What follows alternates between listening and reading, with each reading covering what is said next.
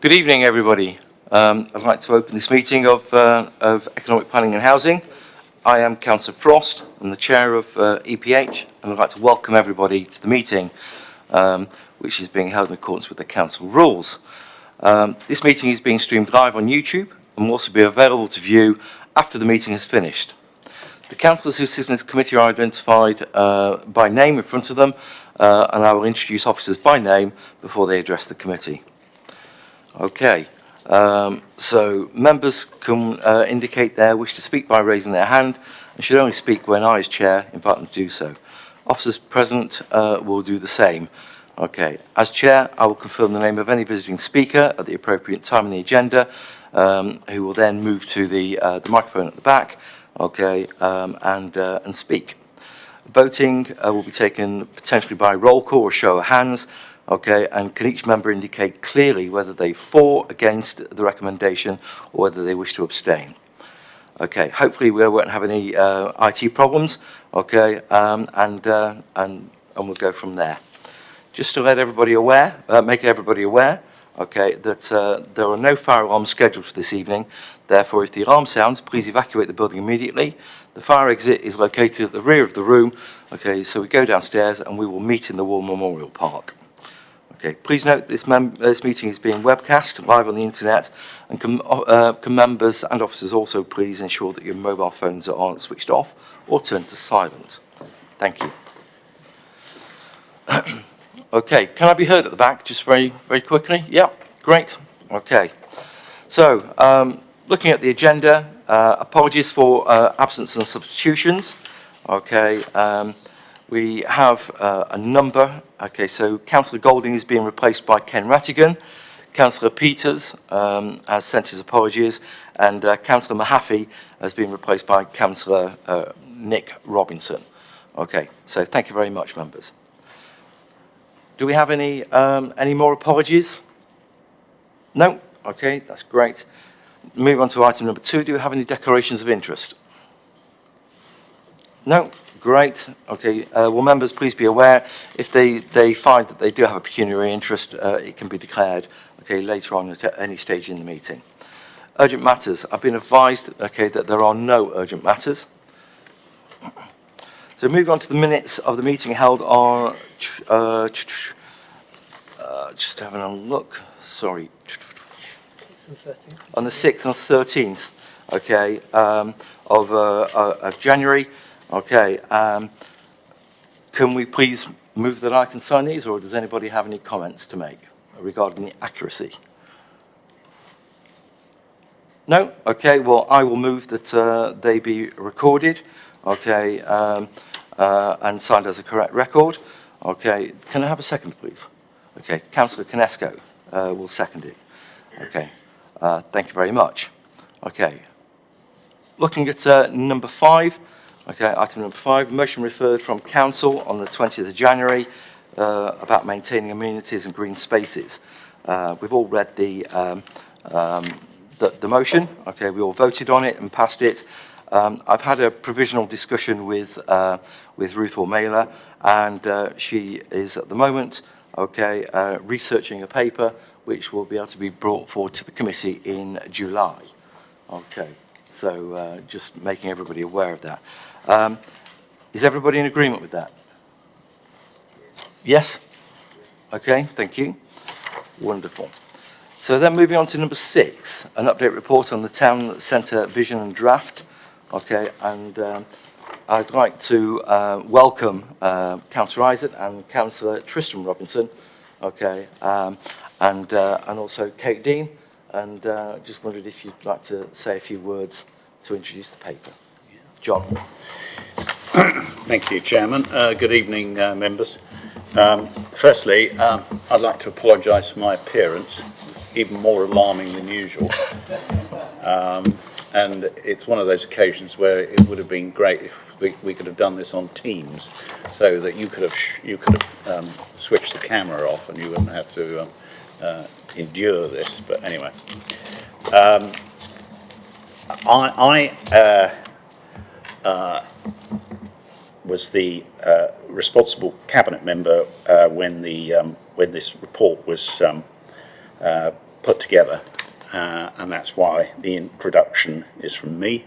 But the portfolio holder responsible is Councillor Tristan Robinson. So we're going to share this evening before I complete the handover. I think just this is an update report on the town centre vision and draft master plan. There's been a huge amount of work that's been done by officers and the consultancy team from early 2021 when we started this process, and there's been a huge amount of engagement from members of the public. I think one of the highest we've seen, really, with some 3,000 responses. There's no doubt about the how critical and critically important to Basingstoke and the borough as a whole having a vibrant town centre is, and I think we're all agreed that, as with many other town centres across the country, these are the most challenging times for town centres, and in a sense, although there still remains great strengths in our town centre and our shopping centre, it clearly is an urgent need on the part of us all to come forward with new ways of making sure that our town centre is successful in the future. In a sense, this is what they were doing 50 years ago, and the solutions that were devised 50 years ago are now no longer completely fit for the very different world in which we operate in the 2020s. What's good about the work that's been done so far is the extent to which residents have engaged with it, because unlike the past, it's right that this is bottom up, if you like, rather than top down, and having things imposed on residents. It's their town centre; they know what's best for it, and with residents, I think is a strong one, and from it emerged the themes of place, prosperity, purpose, partnership, participation, progress, and people. And what that has fed through into the master plan, or what I prefer to call the action plan, which has been drawn up by the architectural practice that we've appointed to work with us, our allies in Morrison, and we're going to hear from one of the lead director on this. And they have distilled from the vision 4 major themes: a green town centre, a compact town, a resilient town, and a unique town. And what I thought was very valuable was the level of high level of support from residents. 90% wanting more cafes and restaurants, 80% wanting more indoor and outdoor culture in the town centre, 90% wanting live music venues in the town centre, 84% wanting the town centre to be more green and sustainable, 98% wanting more health and NHS services in the town centre. And the vision was supported by 66% of them. What we're looking for is feedback from the committee on are we understanding what residents want, and is this being reflected in the action plan, as I call it. It by its very nature, and given the fragmented ownership, this is not something that's going to be done quickly, but it is important that there are some early starts made on this, so that everyone has confidence that actually it's going to succeed and it's going to happen. So we are looking at something in the order of a regeneration programme of over 15 years. As I said, there is fragmented ownership. A good deal of it's in council hands, but other substantial parts of it are not, including Festival Place, or at least not directly in our hands.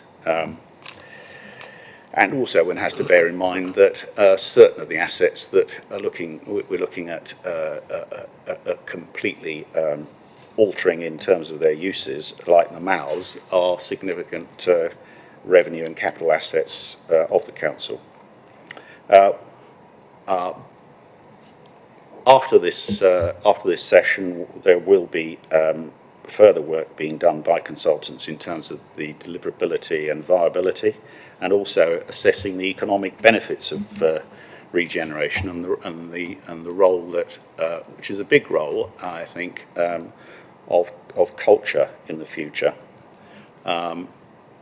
Housing clearly is another going to be another important element in enabling us to take forward the regeneration.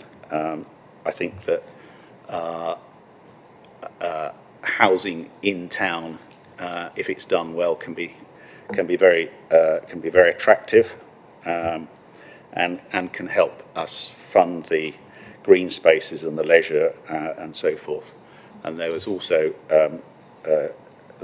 the need, I think, to see more cafes and restaurants, and the idea that we have that there should be a public sector hub in the town centre.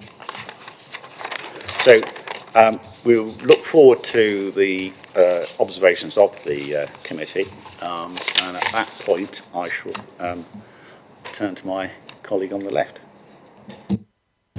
Thank you, Councillor Isaac. As this is new to my portfolio, previously I had regeneration where I had some interaction with this project. But we all know that Basingstoke is a fantastic town centre. It expanded massively in the 1960s after being a historic market town. And over the past 60 years, our town has developed into the thriving hub that it is today. Previously, we've seen key projects like Festival Place, the Anvil, the Malls, and the interaction with Basing View push our town centre forward.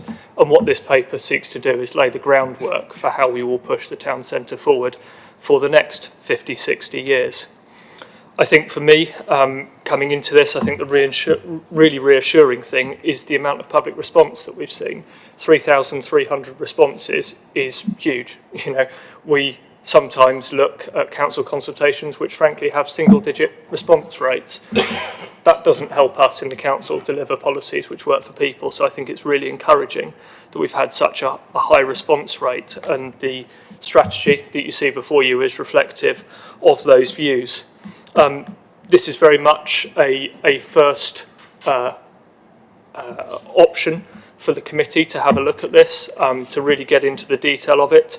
And certainly I know Councillor Isaac, myself, the officers would welcome any views, comments, thoughts that you've got on the paper, and we will take them back and take them on board.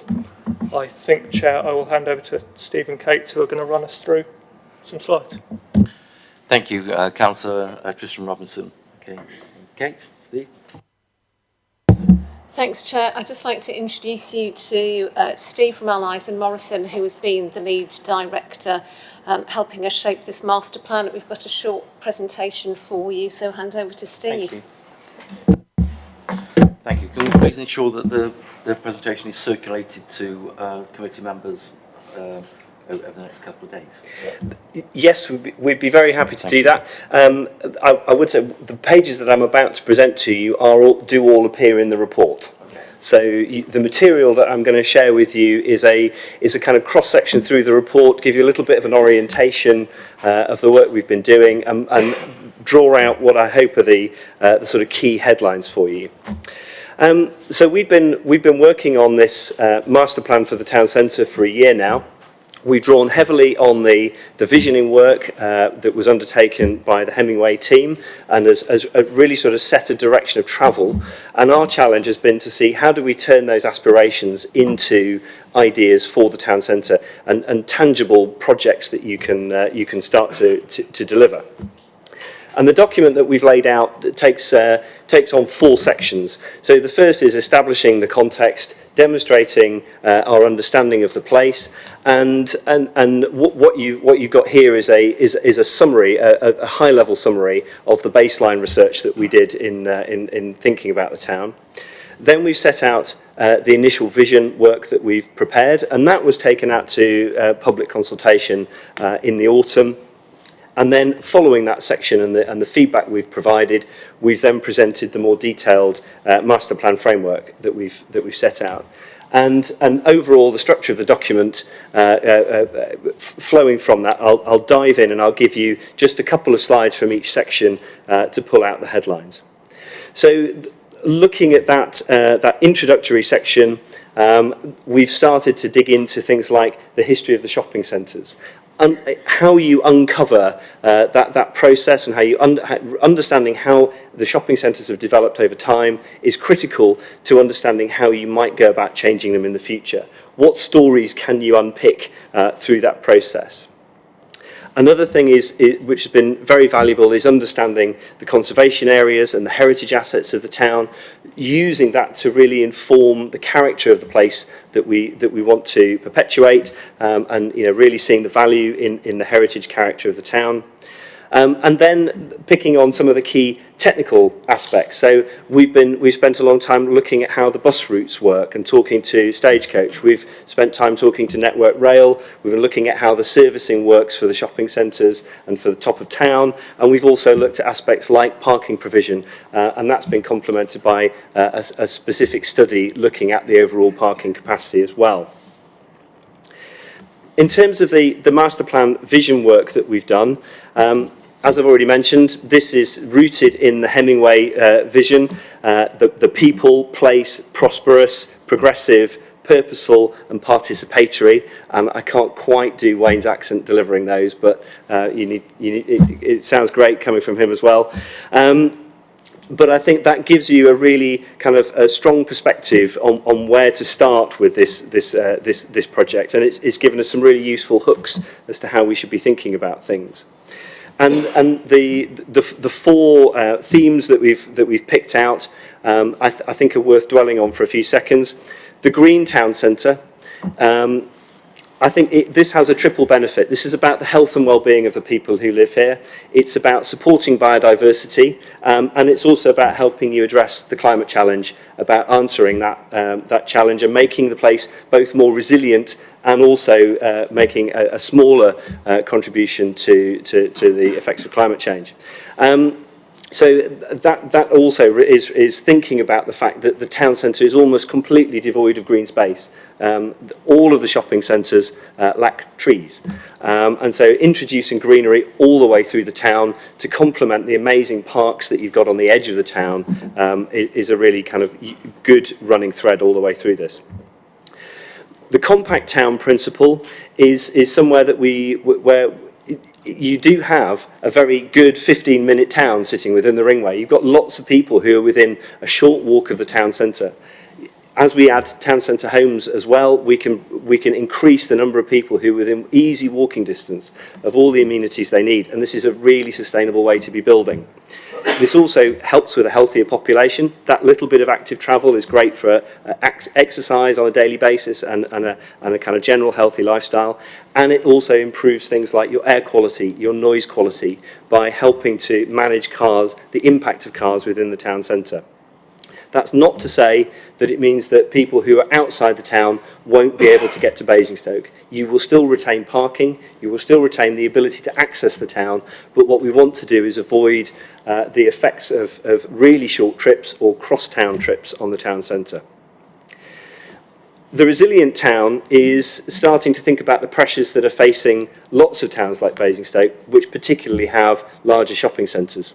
They're not adaptable. They're difficult to work with in their existing format, and so it will be a coming pressure over the next decade to start thinking about how you unpick that, how you start to deliver normal streets and normal homes and shops and businesses that follow the model of the historic town and learn all the lessons again of that historic town.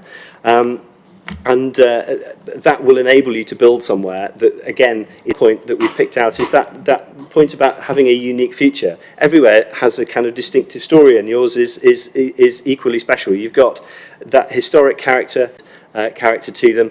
So how we bring those together that makes a cohesive place with a strong identity will be a really important part of that continuing story. And we presented an overall diagram to people to try and just sort of give an initial flavour of this with our October consultation. And the results from that, as we've already mentioned, were very positive. It ran for 6 weeks online, and there were drop-in sessions as well. And we had over 700 very detailed responses to questions that we were asking about the draft vision. We were really pleased with the level of support. 2/3 of respondents were either agreeing or strongly agree, or look at the responses related to those key themes. Actually, the response rates go up. People are very keen on the structure of what we've presented, and particularly things like the greening of the town centre, the active travel, and that kind of resilient town and flexible future. So from that work, we've then started to put together the framework, an illustrative framework, which shows what this could look like. Now, I'd stress that this is a could. This is one way in which you could skin this cat. There are going to be lots of others, and it will change over time. So this is a way of starting the process. And that takes you from the initial view of the town as you have it today to somewhere where we are starting to unpick the edge of the shopping centres. We're starting to repair some of the missing bits of the historic town and starting to stitch Basing View back into the core of the town as well.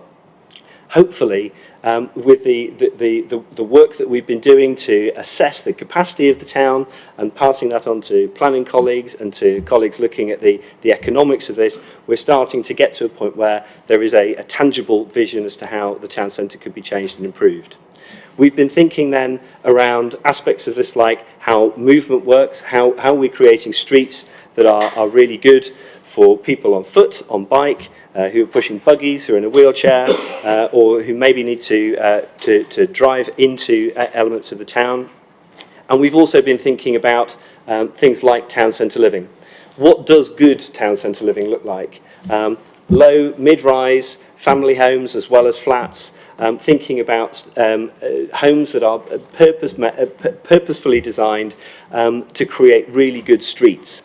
And I think that's a really important message that we want to get across to people who are coming to this, and perhaps looking at some of the recent permitted development conversions that have happened in Basingstoke and in lots of towns, and are worried about character of town centre homes.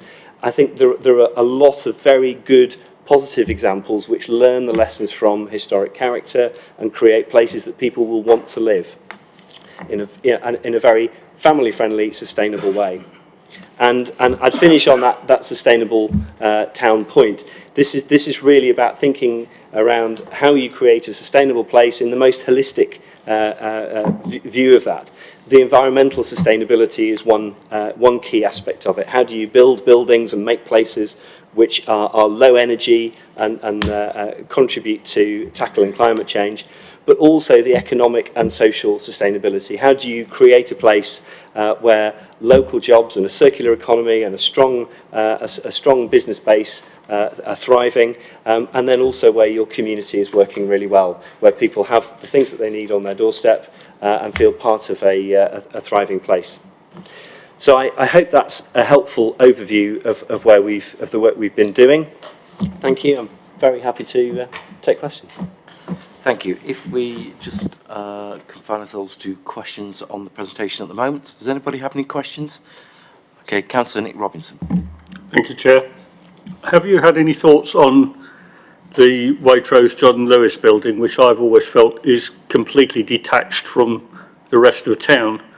And the one time I went to go there and I had somebody with me who wasn't particularly mobile, we went to catch the shuttle bus, and I think per yard, it must be the most expensive shuttle bus in the world. It just always strikes me that the town centre's this side of the road, and that's over there out the way, and I think that might well have been a contributing factor to the demise of the John Lewis store in this town. Members might like to look at page 59 of the report, or perhaps we can bring that slide back on screen.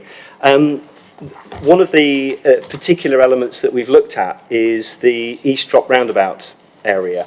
And it started actually with one of my team looking at the crime statistics and noting the underpasses, noting the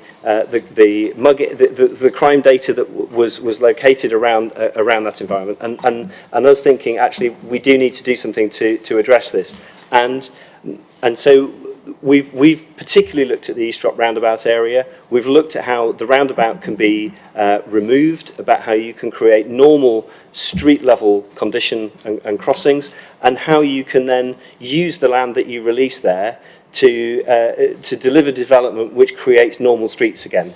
And I'd keep going back to that point about normal streets.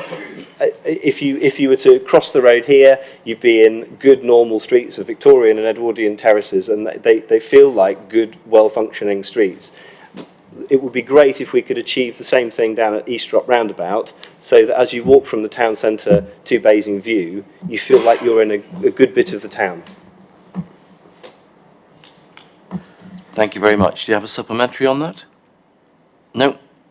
No, thank you very much for the answer, and I hope it comes off. Thank you. Thank you very much. Councillor Laura James, and then Councillor Rattigan. I've got quite a lot of questions, so you have to stop me and I'll come back. But in your presentation, you said this is how it could look like. You references, may not look like. And I just want to bring to your attention some of the papers that we have in relation to the local plan, because this town centre strategy is going to inform the local plan. So last week we discussed the new residential development and density, and in that paper it talked about intensification of parts of the town centre, and then it went on to talk about a minimum development of a density of 150 dwellings per hectare. And then in the map that sits with that paper, on page 304 of that document, it shows a map of 150 dwellings per hectare, and it doesn't relate to the map in this document that you're presenting to us. So it's a much broader area, and so it's saying within the density and new residential development, 150 hectares per development, but it could create more, and it's talking about intensification of the town centre. So that's my first point. But then going on to your comment about could look like, if you then look at the two papers that were pulled in relation to the policy on local plan, which was MP1 and MP2, if you look at the MP1, it talks about within the green box, which is going to be a planning issue, it talks about up to 6 stories in height with the potential for taller buildings in the northern part of the area. And so throughout the two reports that have been pulled from the local plan, but in relation to other reports within the ones that weren't pulled, it talks about this intensification and this much higher density. It doesn't relate to what you're telling us in this report. It's quite different. That's my first question. Would you like me to respond on that one first? Yeah, please do. Yeah. But I would also you. just like, excuse me, before you respond, I'd just like to say that this is quite a high-level strategic document, and we've discussed the policies, okay, and the policies are still being worked on for the local plan. I just want to point that out. Okay. I could just pick up on that, because what it says within this document before us can we just have an answer from the town centre strategy will help to inform the local plan update. So I think it's important that people understand that what we've got in our local plan update is different to what we're presenting here tonight. And this is, so...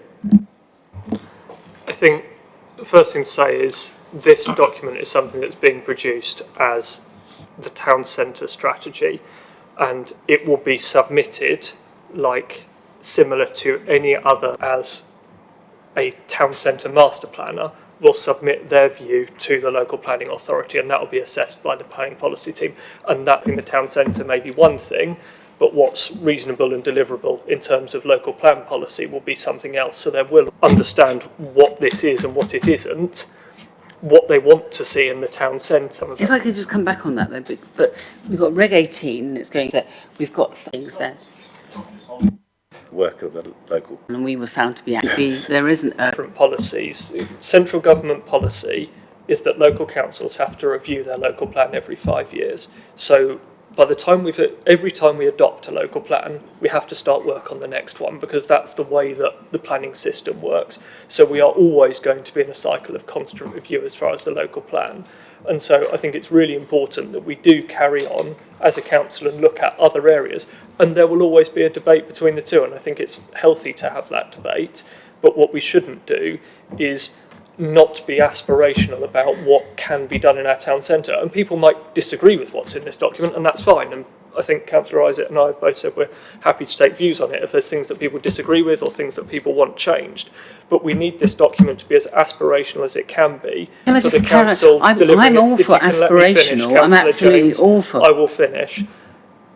This document is aspirational about what's required for the town centre, and then that will feed the local plan review, and the local planning authority will decide whether that's appropriate or not. But I think we'd all like to hear from Steve briefly on this as well, if that's okay, Chairman. Just one other thing. The point must be that we can't be at a more advantageous position as a council, as a landowner, compared to other parties who've got proposals that they wish to be considered within the local plan. Thank you very much. Okay, Councillor James, I understand you've got more questions. I just want a reply from Steve to your first question, please. Thank you. I think the important thing from the point of view of the master plan is that this isn't part of the local plan, not part of the process of generating the local plan. This is a study that's been prepared to look at the town centre, understand its character, understand how you might progress it over time. Of course, the local plan team is able then to look at that and to learn, to kind of read it, to interrogate it. The local plan team can then make their own judgments about what they wish to go in the local plan and engage on that. They don't necessarily need to be the same piece of work. They're not tied inextricably together in that way. I think though the sort of the bigger point about the character of what 150 dwellings per hectare looks like and feels like, though, I think that is something that is worth talking about. And what I would want to reassure you is that that is not that doesn't have to mean tall buildings. That typically means buildings of between 4 and 6 stories. It can easily include terrace family homes. You might choose to put some taller buildings in perhaps around the station area, in the bottom of the valley, but you can make lots of very clear decisions about density and scale and massing in the more sensitive locations around Church Street, around top of town, so that you actually respond to that at an overall level. 150 dwellings per hectare is the sort of analogous to the density of a typical historic town centre. It shouldn't be a very kind of scary figure. That's not so. I mean, in effect, this is going to shape. It says in your report that this town centre will shape the local plan update. But the local plan update is saying something different. So it's talking about taller buildings, and it's talking about a minimum of 150, and then it's talking about taller buildings. So what I'm trying to say, and in relation to the map that is in relation to density, it doesn't relate to this document. And so, and in relation to all of what of course it doesn't, but then the residents are being told that this is what it's going to look like, and then the council is going along and this administration is going on in a different direction. And so I think the two have to marry, otherwise you're misleading residents to say that this is what it's going to be. So I think it's so important that you understand in relation to what's already within the density and within the MP 1 and 2, that they're very different stories, and your piece of work, which I wholeheartedly, support, that we need an aspirational strategy, is different to what's already being interpreted, and that concerns me. So that's my first question. Thank you very much, Councillor. I've got lots of others, but I'll I come understand back. that. If we, Yeah. we can just move on, please. Okay. Councillor Isaac, did you want to? Okay, great. Okay, moving on. Councillor Rattigan, please. Thank you, Chair. I don't want to sit here like some Theresa May figure and criticise anything, frankly, but I'm going to ask a number of hopefully pointed and useful questions. Firstly, to my colleague Nick Robinson, his points about tying together Basingview, I think, are quite important.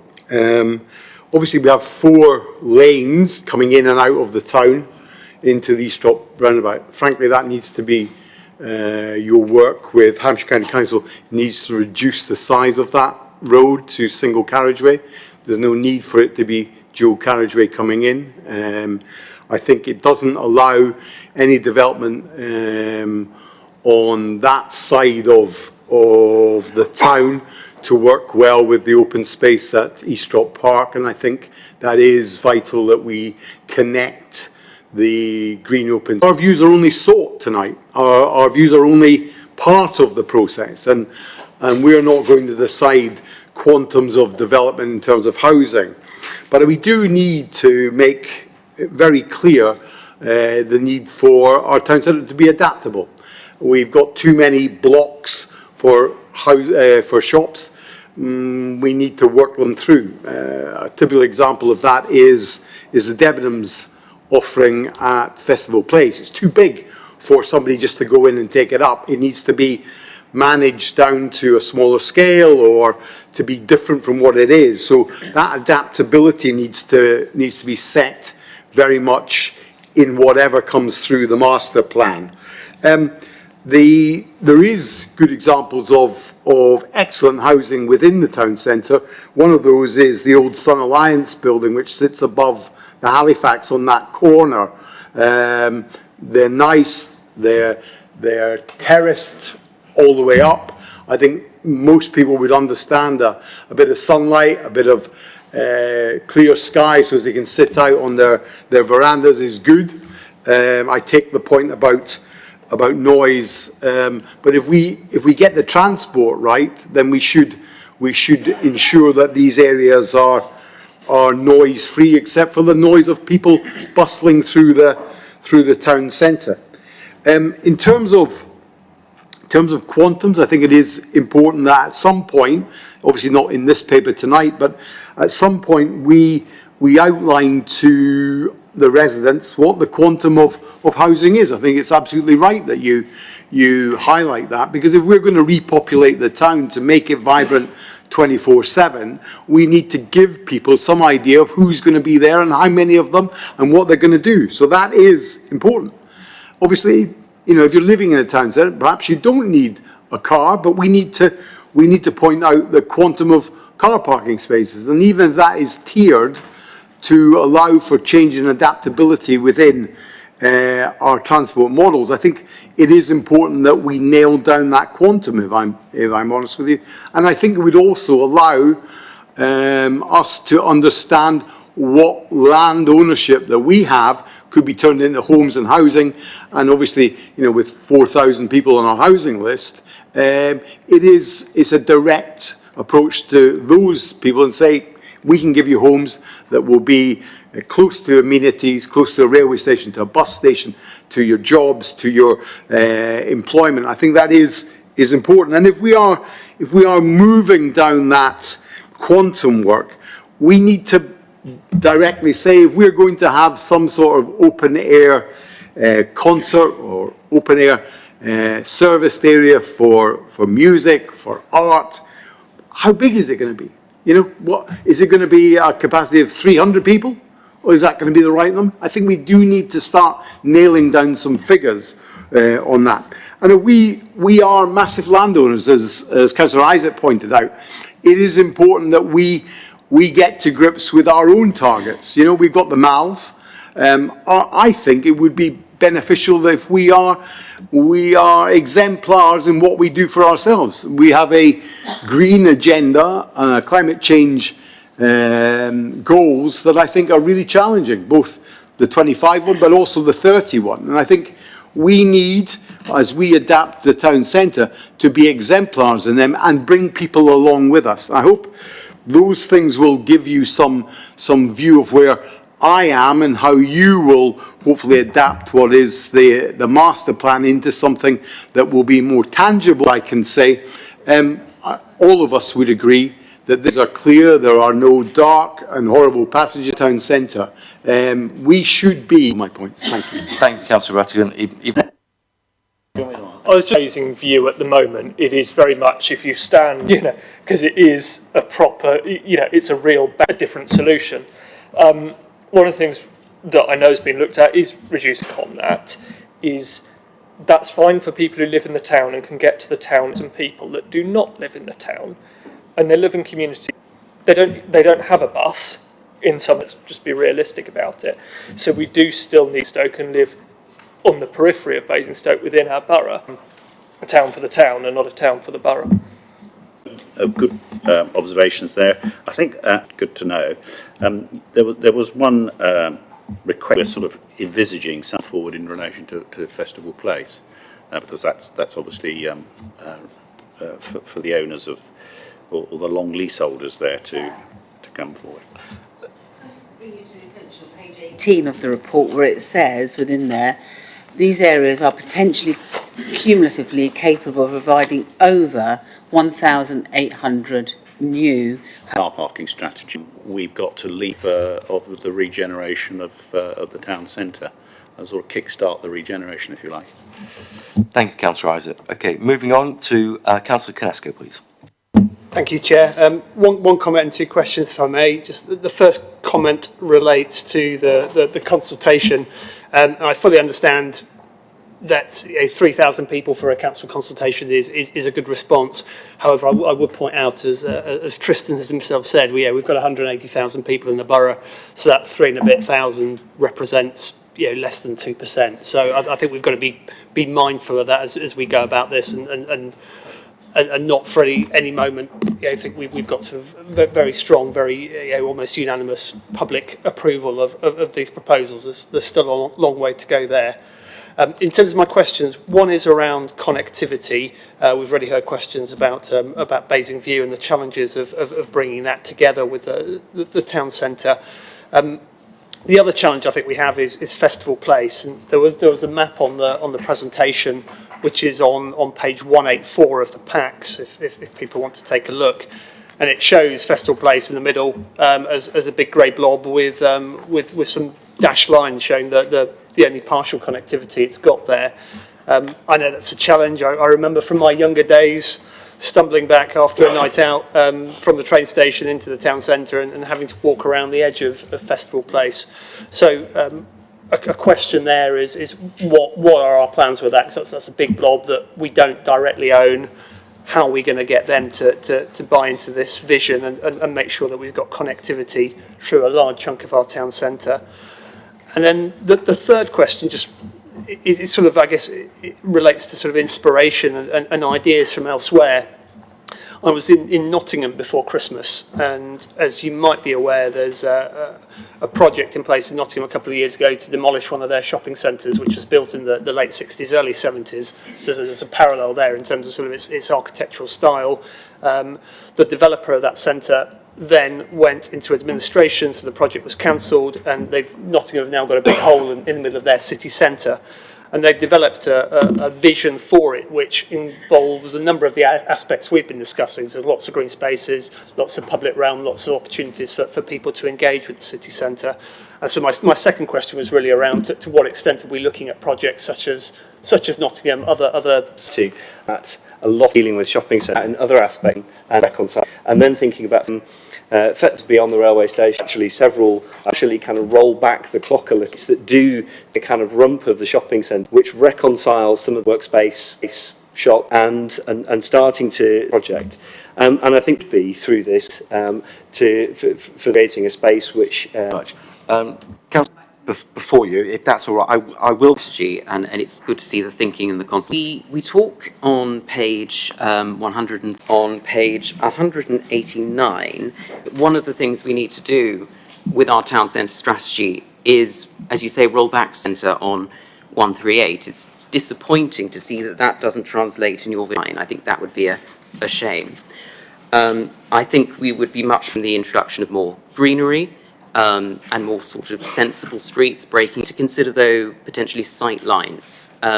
So one of the useful things about, Newbury and Winchester is I think that's something, when we get into the detail of it, it would be nice to think of those long views. And I think the final point I wanted to raise was just in relation to about opening up some of the internal corridors for more of the day, or perhaps all of the day. I know when you go to Oxford, you can walk through the central space, the broader issue there. Thank you, Councillor Carr. We are still on questions, members, just That's to fine. remind you. But, The question was, do we agree, I think? yeah.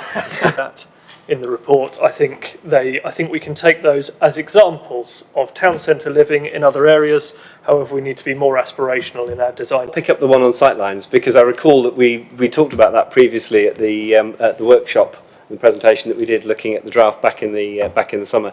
I think it's a point well made, and I think it's something that you can bear in mind with every project that you do. Making the most of key historic landmarks like the church will be important.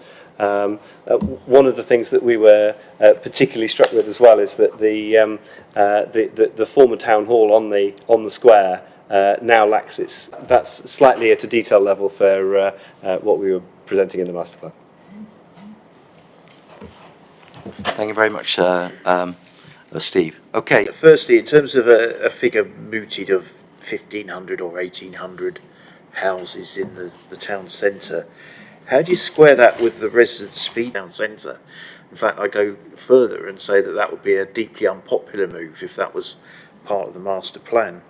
We've already had over 1,000 flats, some conversion. We've got Churchill Plaza, we've got another building next door to Skyline Plaza, Normandy House. It's become less vibrant in that time in spite of it.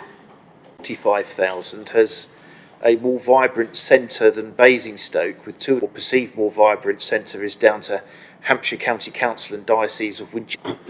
Tristan, you mentioned 70,000 people living outside of Basingstoke in, because you'll know better than I, a lot of these rural areas, Dover for instance, to go to Hatch, Warren, Sainsbury's on the town centre before. And I get the 6 years in and then not seeing the money than they had pre-2008. Failed initiatives to breathe new life.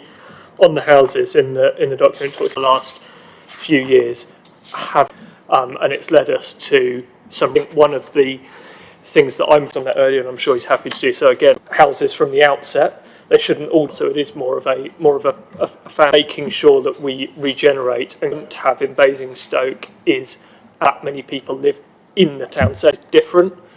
Winchester doesn't have a shop. 80s architecture that Councillor Carr's keen to get away. Very historic, very pretty, very beautiful. We are different.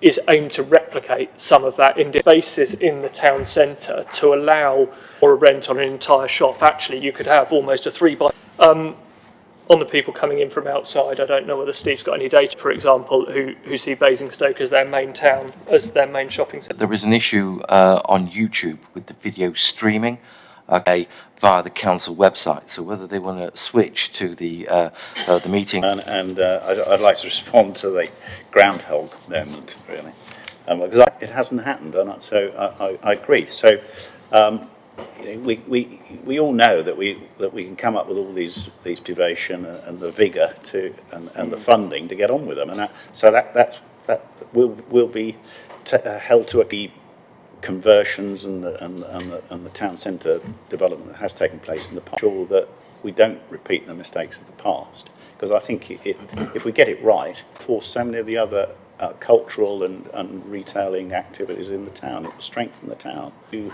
come up with the right plans and then make sure that we implement them. So I'm very conscious of that. Thank you, Councillor Isaac. Okay. Of Basingstoke to deliver change. As a practice, we work in lots of different towns. One of the advantages that you've got here is that you've got relatively consolidated land ownership. As a local authority, you are a major landowner. You've got some other big players with whom you have good relationships, and they understand the scale of the challenge. Actually, you genuinely stand a chance here of getting on and implementing that. And I think that's going to stand you in good stead, because change is coming. Town centres are going to change going to continue to change quite radically. The dip that we've had through COVID and through recessionary pressures are not going away. And it isn't a case of trying to recover to where we were. It's actually the future will look different, and the town has to change to respond to that. And a big part of that is that it's not been built in a way that allows it to change. And so that's why you have to physically change the fabric of it in order to respond. Lots of towns are able to adapt because the buildings are malleable and can be used in different ways. The shopping centre isn't like that. So it will take work. Thank you, Steve. Okay, round two, Laura. So I've got 5 questions. So it's but so for you, and are they still looking to sell their asset?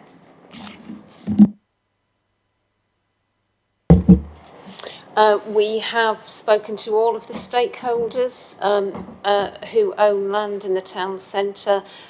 We are not in a position to comment about whether or not they are selling. That's not something that we're aware of at the moment. So yes, there has been discussion with AEW, and they have promoted independently through the Sheelar Festival Place in part, but that's a discussion with the LPA, not here. So can I ask, in relation to 1,800 new homes, or is that to include what they're proposing? The promotion that they've made is very high level. It's not specifically just about homes. It covers a number of potential users. So I'd just refer you back to what they have. The other one is in relation to the 1,800 or over you're looking to develop. I suppose my concern is that 40% of that will be affordable, and I can understand what you're talking about mid-rise, or if you're talking about lower, but when we're talking about the flats, that's when I have concerns, because what we'll be building, if you look around the town, is if there are 2-bedroom flats in relation to our housing allocation policy, we will be housing families in those flats. And that concerns me greatly. But then it goes on to concern me further when you look at that there'll be no parking within those flats. And it goes on to say residents in need of a parking space should have the choice to rent space commercially. So we're talking about people that are on low income, and they're not going to be working. There'll be an element of those people working within the town centre, but lots of those won't be working in the town centre, rent car parking spaces. And how do you see accommodating those people? Thank you, Councillor James. Steve, Steve? Okay. Chair, I'll pick that up first. As we said at the beginning, Councillor James, this is an aspirational document. What we have got sitting alongside this is some advice from Jones Lang in terms of viability and deliverability, and their advice at the moment has put some challenge into that assumption about the developments being entirely car-free. So what we want to ensure is that what is promoted into the market is something that is perceived to be appropriate for the current market. And we've indicated the sort of timescale for that advice from Jones Lang coming forward. Thank you, Kate. In relation to that, Sorry. but just picking up on. Yeah, I would just like Steve to. Thank you. I think the issue of kind of low car or car-free living in a town centre is a really interesting one. Basingstoke is a very car-based town, and so at the moment, if you move to Basingstoke, the assumption is that you probably arrive with a car. What's missing, I feel, is the choice to not do that. And to, you know, so it won't suit everybody, but it might suit some people, of the ability to live right in the middle of the town with everything on your doorstep, with really good access to public transport. You know, if you're a few minutes walk from the bus hub, from the railway station, you can probably live a good part of your daily life without needing a car. So you might then be a member of a car club for occasional trips, and that's much cheaper for a family than actually owning a car. Now, it won't suit everybody, and so some families may say, actually, that isn't for us. We will live somewhere else. We'll live in a different part of the town where we can run a car and do that in the way that we've always done. But I think it's a good way of providing a sustainable choice for people who want to live a car-free or a low-car life. And it's a lot cheaper. It's actually a more affordable way to live. But I just go back to the point that a percentage, 40% of the affordable housing will be people on low income, and many of those will have to get to work in some way, and that may be outside of Basingstoke, or so, you know, and car share isn't, you know, for daily use in the sense. We need to think about those people on low income. And the other bit that I'm picking up on is in relation to the flats that you're talking about and the taller buildings, they will be housing families because of our allocation policy. And so I you know, and if you look at I'll come back on that one. I was just going to say, on the allocations policy, we have this discussion every year, and there are challenges, as we know, you know, within the housing team. You know, flats for some people are the most appropriate accommodation, and for other people they are not. And I think we do get ourselves tied up in knots sometimes on what the allocations policy does and doesn't do, because it's allocation of a scarce resource. But I think you're absolutely right on in my view, on the parking point. We need to make sure that there's provision for that where there can be. Equally, there are lots of other options through things like mobility as a service, where people can have people who move into a particular development can have a card which has a pre-charged amount of credit on it, or they can top it up themselves, and as Steve said, that's cheaper than owning a car, and that card allows you to access a car club or a car share or a bus or a train, and it allows you to do lots of different things, not just looking at a car, but lots of different things. It could even be e-bikes or e-scooters in the fullness of time. It could be lots of different things, depending where they work and whether that's in the town centre or not. But certainly on the allocations point, I get it. We have the conversation every year.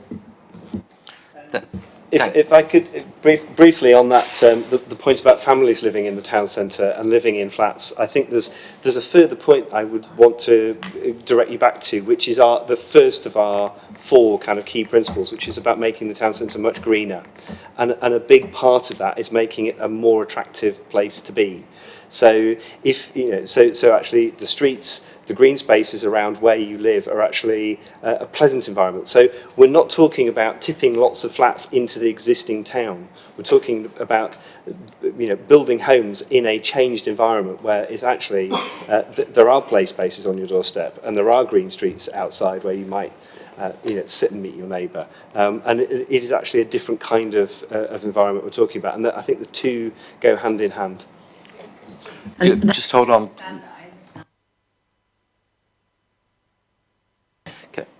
I understand what you're saying, and people may choose at some stage to move into that flat.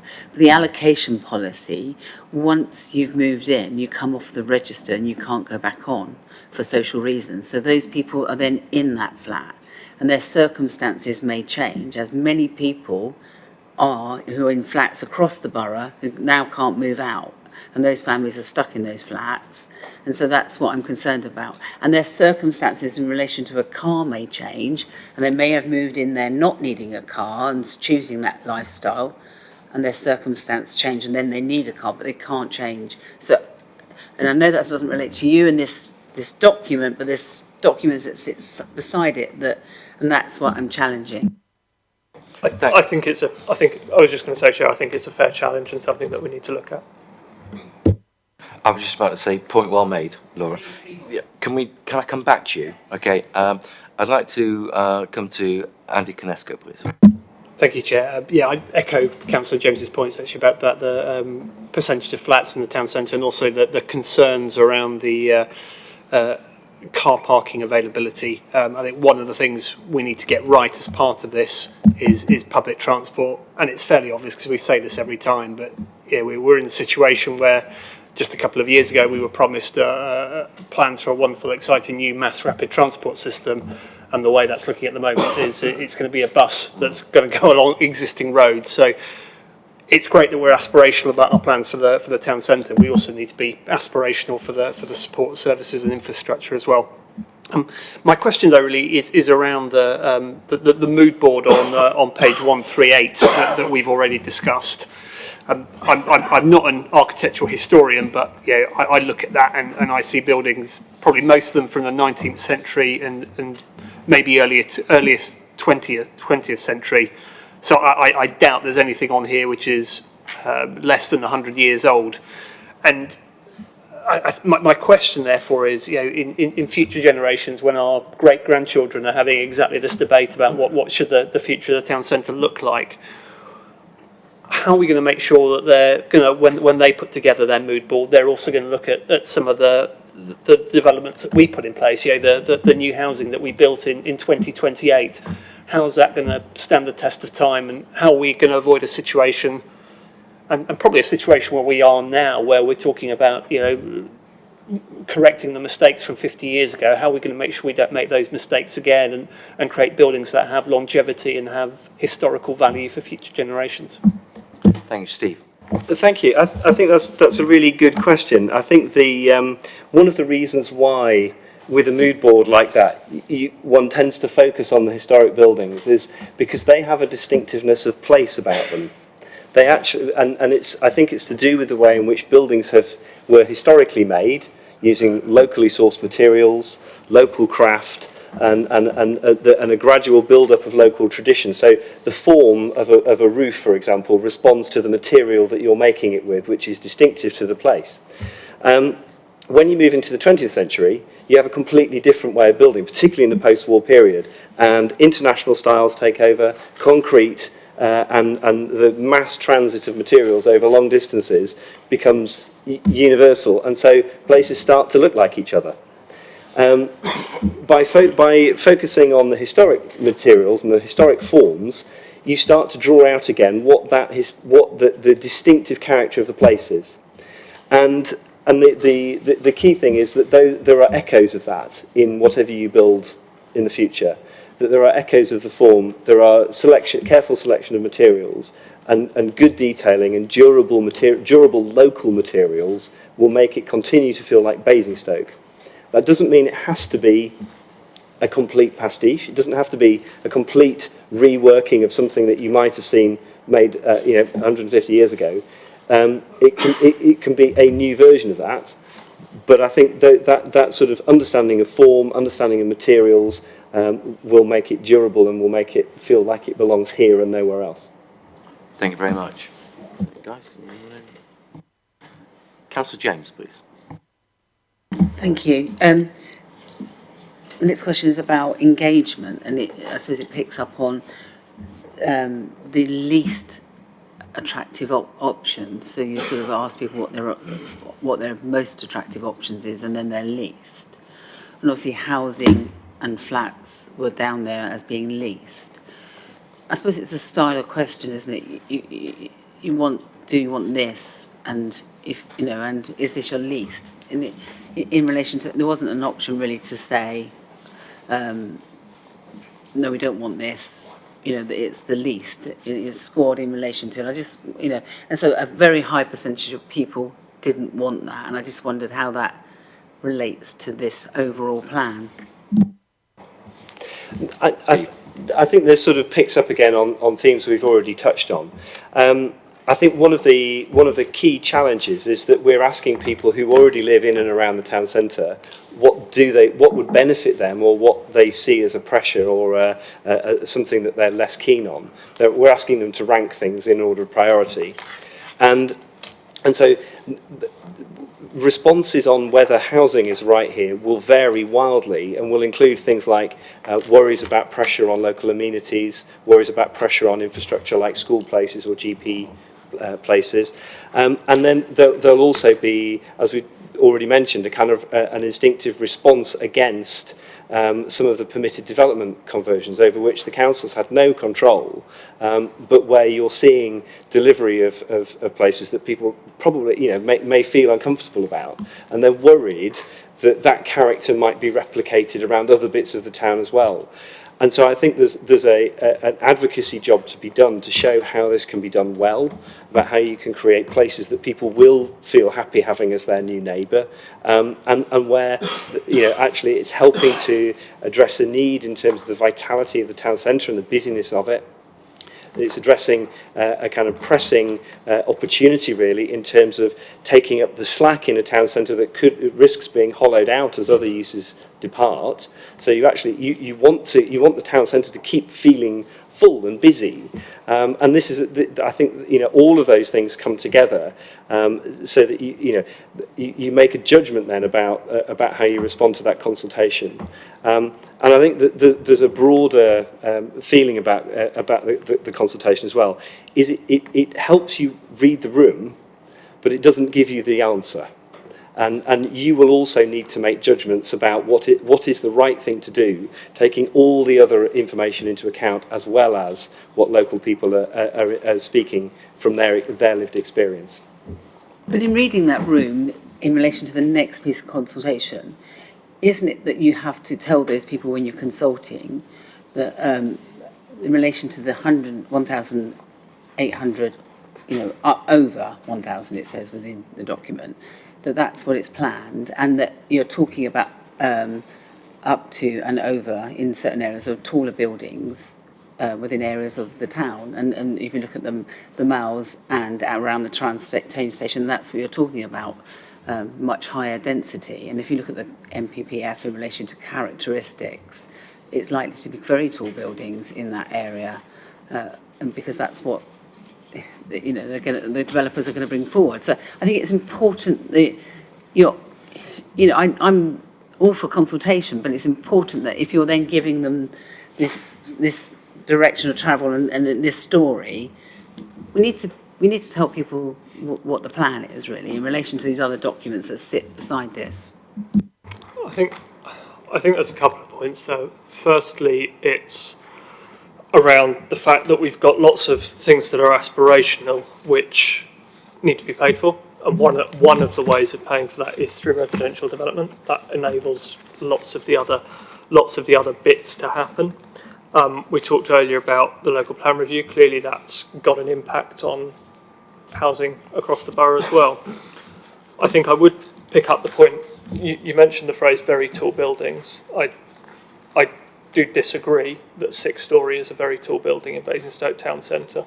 I represent a ward, and in a suburban setting we have 6-storey buildings in Rooksdown, and that's not including places outside the hospital with the hospital accommodation, where you're more looking at 10 and 12-storey buildings. Now, I'm not suggesting that's suitable, but I think if we look at what we've got in Basingstoke town centre already, in the context of the buildings and the built form that we've got just over there, I don't think that 6 storeys is a very tall building in the concept of the town centre.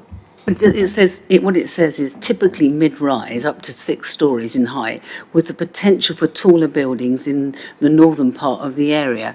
And then the intensification in relation to the density policy, it talks about intensification, and it gives you the map. And like I say, the map doesn't relate to this document we're seeing tonight. It's a much bigger area that they're showing in relation to taller buildings. So that's what I'm saying.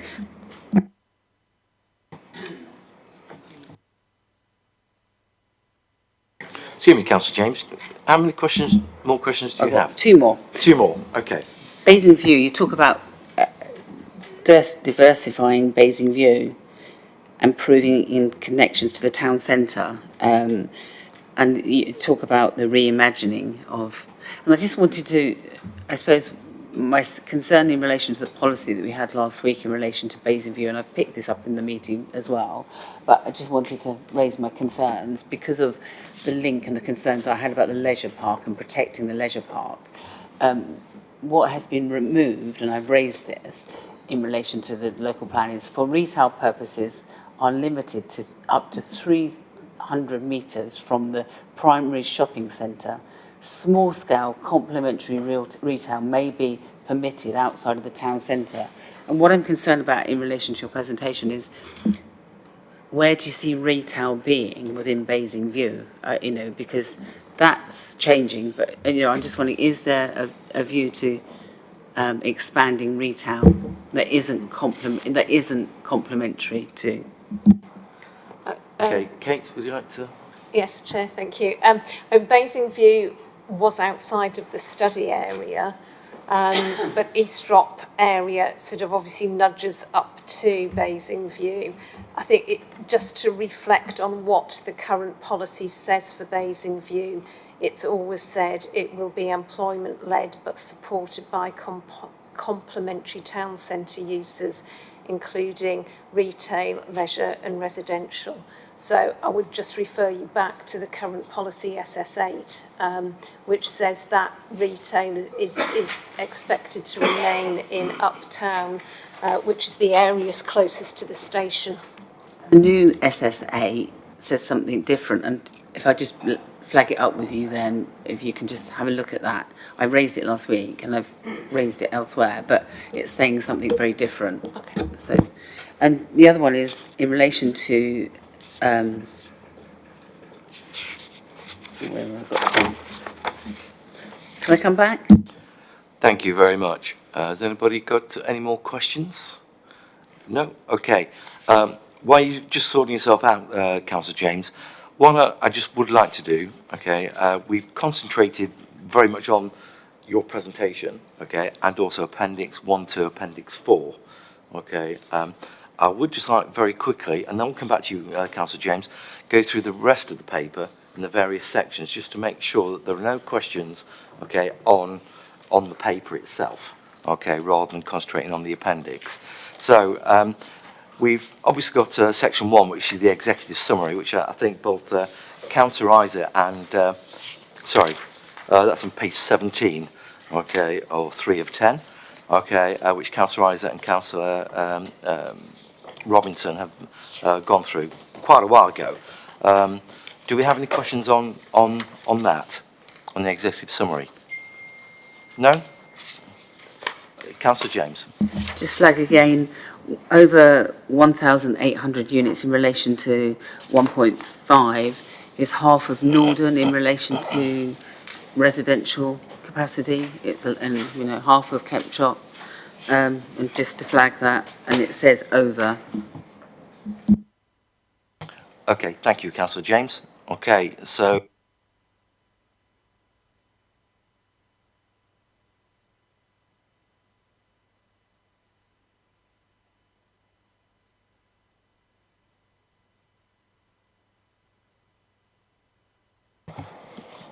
that was section 2. There were no one wished to make any comments. Section 3, background and key documents. Okay, let's take the vision first of all. Has anybody got any questions on anything up to the town centre master plan? Councillor James. Just go back to 2, and I know that we've been told something different tonight, yeah. but I just want to flag again that what it says is the town centre strategy will help inform the local plan update. But we've got policies that have already been written that are contrary to this document, and it hasn't finished going out for consultation. So I just want to flag that again, that residents are being sold something that is different to what's in our local plan, and this strategy is meant to be informing our local plan. Thank you, Councillor James. Okay, your comment is noted yet again.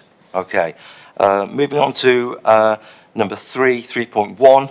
Okay, has anybody got any comments on that particular section? No? Okay. 3.2, the town centre master plan. Has anybody got any comments on that? It's just pulling out the headlines from the presentation, which I think we've asked a lot of questions on. Okay. Moving on to 3.3 and supporting documents. Okay, has anybody got any questions on the car parking strategy? Councillor Kneskin? No? Okay. Anybody? Councillor James? I was just wondering, in relation to, and looking at that in relation to the presentation, and when will we see the town centre strategy, car parking strategy? Has that piece of work been completed yet? As I understand it, I'm sure that that Kate will confirm, okay, that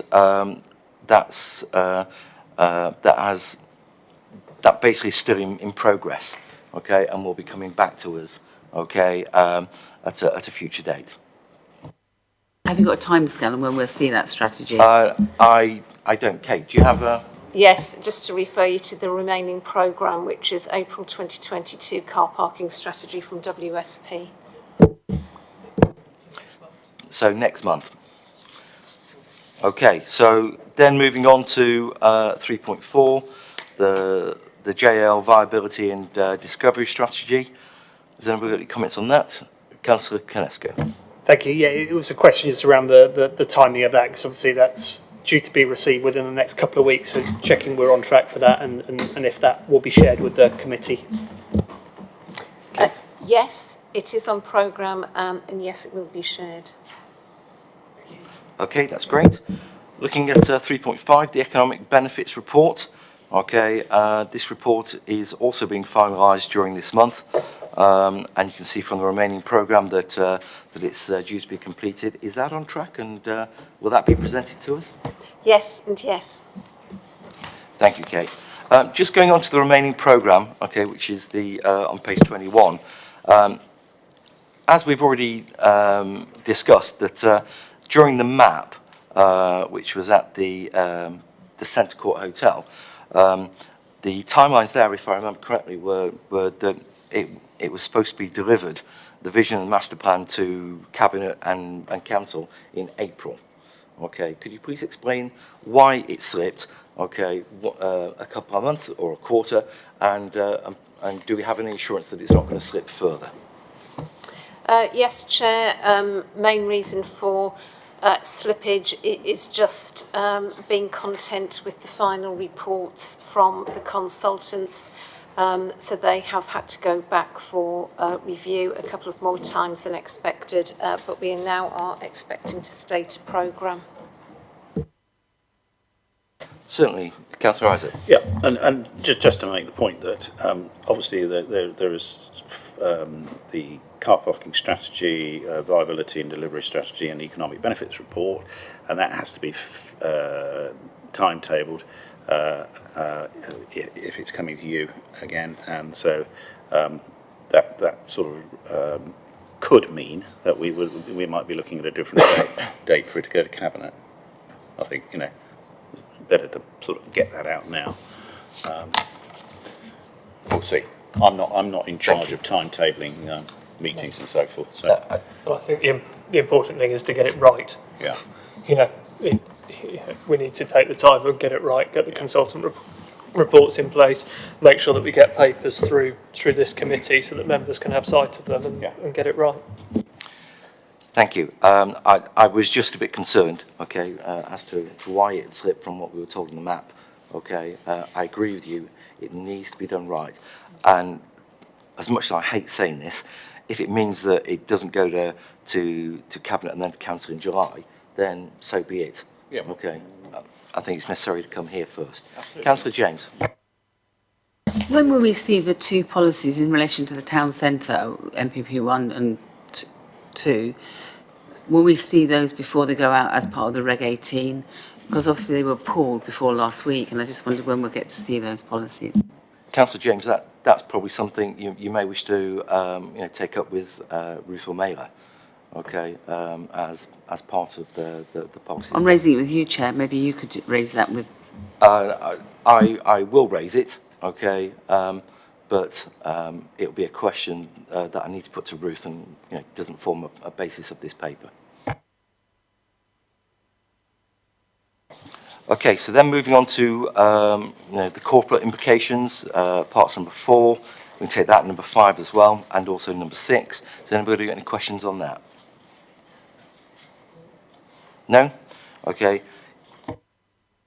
Sorry, section number 7. Okay, equality, diversity and inclusion. Anybody got any points or comments to make on that?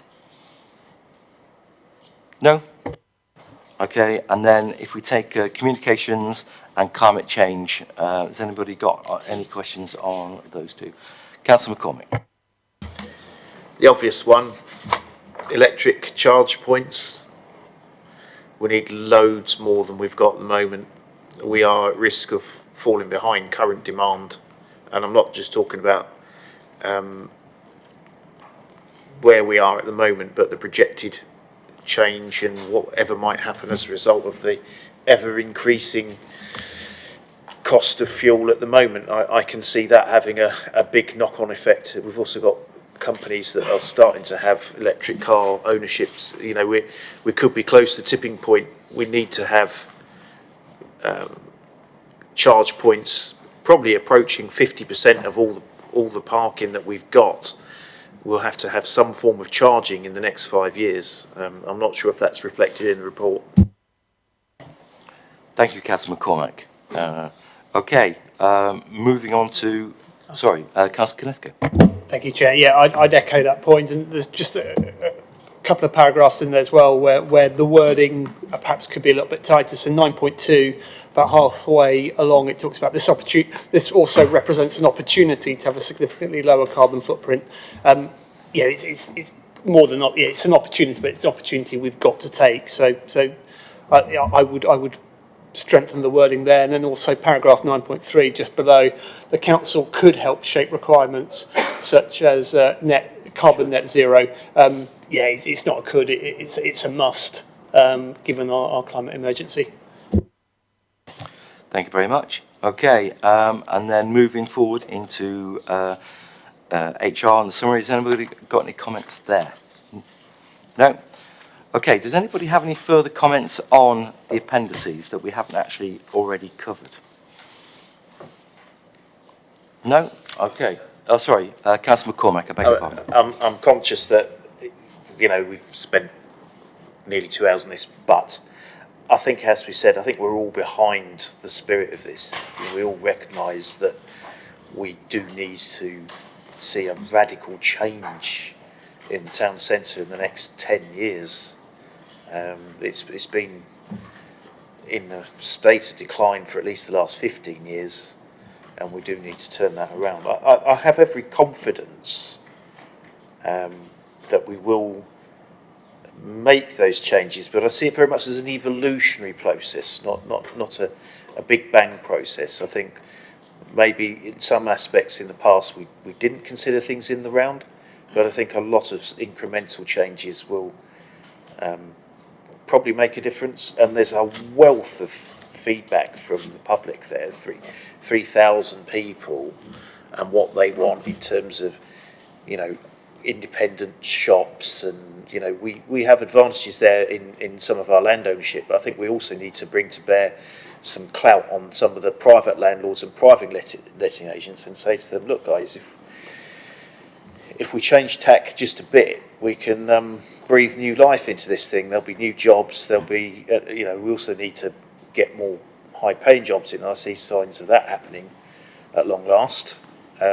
So I think the next 5 years will be absolutely crucial, and I think one of the really key things we need to do is embrace the new green economy. We're going to have to change very quickly on that. We're going to have to turbocharge our efforts to switch away from hydrocarbon fuel, and that can only be a good thing, you know, not relying on Vladimir Putin or Saudi Arabia for our energy needs. It's got to be a good thing.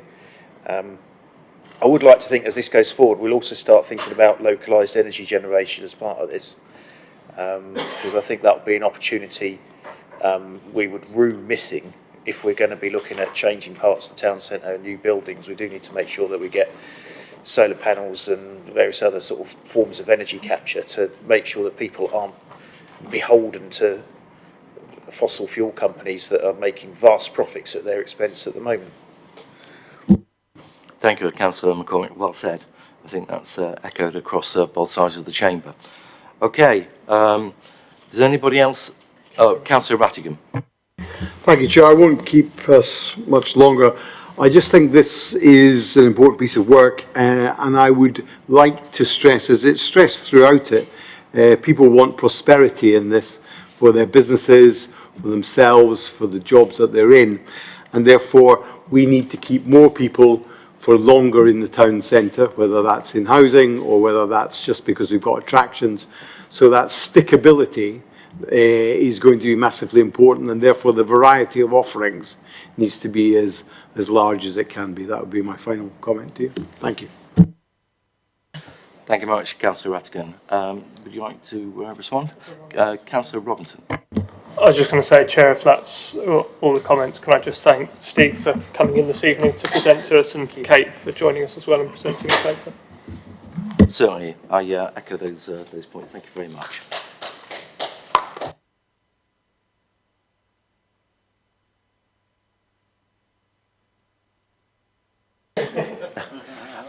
Okay, moving on to the agenda, so the work programme. Officers and portfolio, you're more than welcome to stay, or if you wish to depart, then please do. Thank you very much for your attendance. Thank you very much.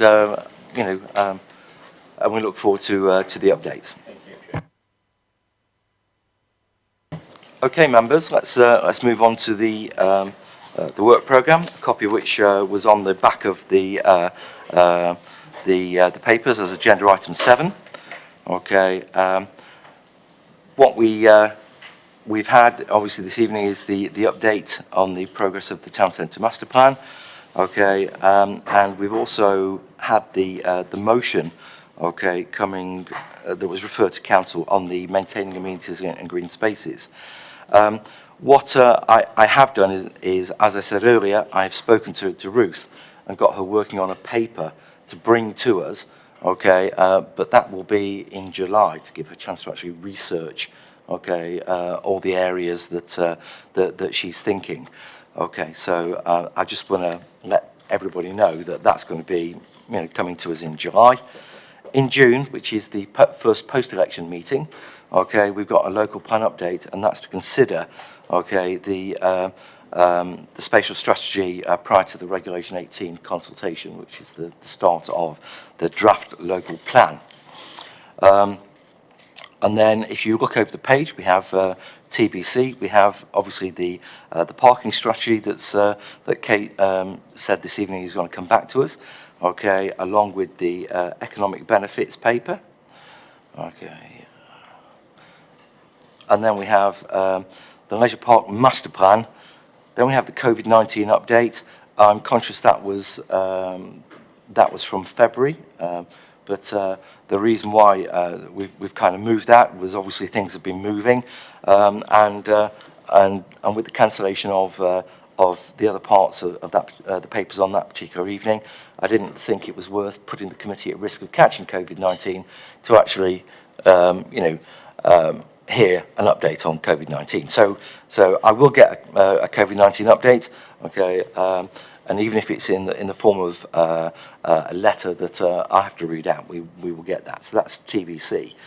And then again, it's obviously one of my hot buttons, but I also want an update on the fire safety in the high-rise residential buildings in the borough. I still think we need to keep on top of that, and so I'd like to have that to TBC, okay. And the reason why I want those 1, 2, 3, 4, 5 to be TBC is because I think that June's is going to be June's meeting is going to be very, very long, okay, and detailed, and I want to give officers the ability to ensure that we track these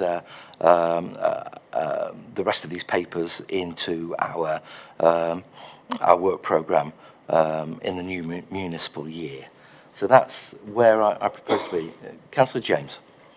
Can I ask, at our meeting in June, where we have the spatial strategy, that we asked to see the MP1 and MP2 in relation to the town centre strategies, as we haven't had sight of those, and I would want to see them before they go out as part of the Reg 18. Can I also ask that you ask as well, when will we see the water study? Is that going to be prior to the Reg 18 going out? At what stage? I would hope so, but what I'll do is I will make inquiries and I will email the committee. And if we do get to see it, obviously it needs to inform a meeting of the EPH. I understand that, but let me get some details first of all as to where we are with the water study. Okay, and I will email the committee and then we'll move it forward. Okay. Does anybody, oh, so Councillor Konesko. Sorry, Chair, could I just answer the same around the transport assessment as well, please? Certainly.